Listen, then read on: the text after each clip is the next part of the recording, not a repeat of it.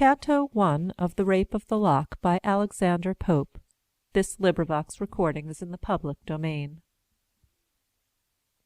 What dire offence from amorous causes springs? What mighty contests rise from trivial things? I sing. This verse to Caryll, muse, is due. This even Belinda may vouchsafe to view. Slight is the subject, but not so the praise, if she inspire, and he approve my lays. Say what strange motive, goddess, could compel a well-bred lord to assault a gentle belle?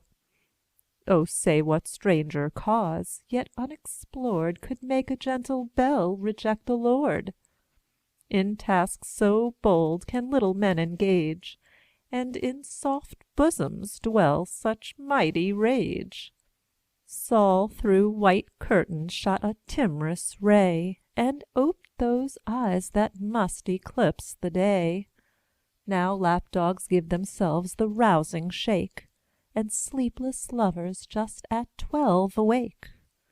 Thrice rung the bell, the slipper knocked the ground, and the pressed watch returned a silver sound. Belinda still her downy pillow pressed, her guardian sylph prolonged the balmy rest. 'Twas he had summoned to her silent bed the morning dream that hovered o'er her head, a youth more glittering than a birthnight bow, that even in slumber caused her cheek to glow, seemed to her ear his winning lips to lay, and thus in whispers said, or seemed to say: Fairest of mortals, thou distinguished care Of thousand bright inhabitants of air, if e'er one vision touch thy infant thought Of all the nurse and all the priest have taught, Of airy elves by moonlight shadows seen, The silver token and the circled green, or virgins visited by angel powers, With golden crowns and wreaths of heavenly flowers, hear and believe, thy own importance know, Nor bound thy narrow views to things below.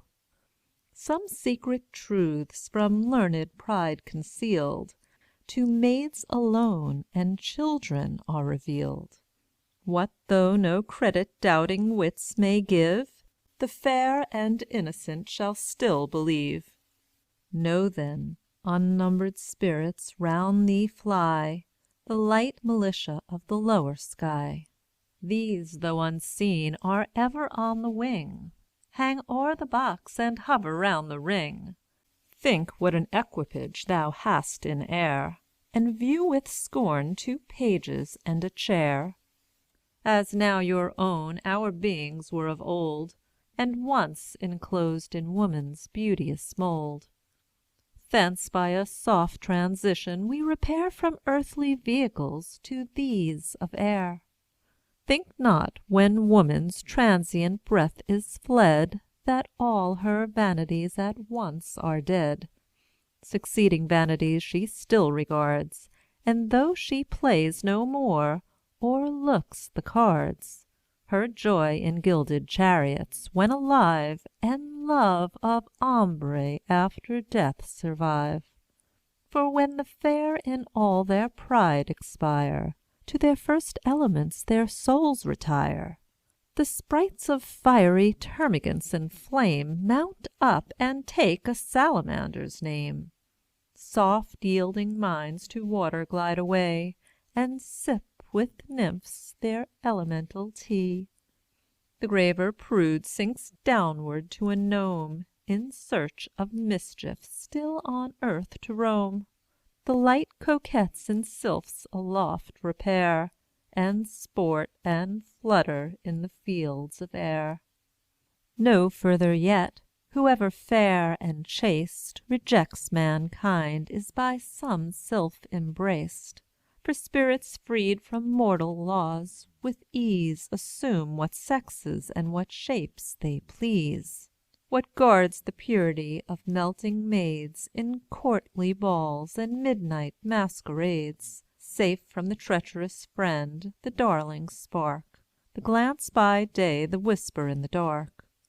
When kind occasion prompts their warm desires, when music softens, and when dancing fires, 'tis but their sylph the wise celestials know, though honour is the word with men below. Some nymphs there are, too conscious of their face, for life predestined to the gnome's embrace. These swell their prospects, and exalt their pride, when offers are disdained and love denied. Then gay ideas crowd the vacant brain, while peers and dukes in all their sweeping train, and garters, stars, and cornets appear, and in soft sounds your grace salutes their ear.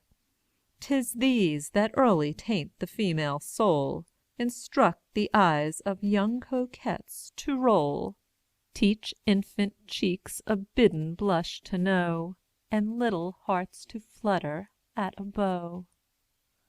Oft when the world imagine women stray, the sylphs through mystic mazes guide their way, through all the giddy circle they pursue, and old impertinence expel by new. What tender maid but must a victim fall to one man's treat, but for another's ball? When Florio speaks, what virgin could withstand, if gentle Damon did not squeeze her hand? With varying vanities from every part, they shift the moving toy shop of their heart, where wigs, with sword knots strive, beaux banish beaux, and coaches drive.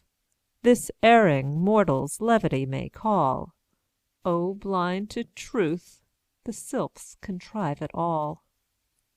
Of these am I, who thy protection claim, a watchful sprite, and Ariel is my name. Late as I range the crystal wilds of air, in the clear mirror of thy ruling star, I saw, alas, some dread event impend, ere to the main this morning sun descend. But heaven reveals not what, or how, or where. Warned by the sylph, O pious maid, beware! This to disclose is all thy guardian can. Beware of all, but most beware of man. He said, when Shock, who thought she slept too long, leaped up and waked his mistress with his tongue. 'Twas then, Belinda, if report say true, thy eyes first opened on a billet-doux. Wounds, charms, and ardours were not sooner read, but all the vision vanished from thy head. And now, unveiled, the toilet stands displayed, each silver vase in mystic order laid. First robed in white, the nymph intent adores, with head uncovered the cosmetic powers. A heavenly image in the glass appears, to that she bends, to that her eyes she rears. The inferior priestess at her altar's side, trembling begins the sacred rites of pride. Unnumbered treasures ope at once, and here the various offerings of the world appear. From each she nicely culls with curious toil, and decks the goddess with the glittering spoil. This casket India's glowing gems unlocks, and all Arabia breathes from yonder box. The tortoise here and elephant unite, transformed to combs the speckled and the white. Here files of pins extend their shining rows, puffs powders, patches Bibles, billets-doux. Now awful beauty puts on all its arms, the fair each moment rises in her charms, repairs her smiles, awakens every grace, and calls forth all the wonders of her face. Sees by degrees a purer blush arise, and keener lightnings quicken in her eyes. The busy sylphs surround their darling care, these set the head, and those divide the hair. Some fold the sleeve, whilst others plait the gown, And Betty's praised for labours not her own. End of Canto I. Recording by Rhonda Fetterman.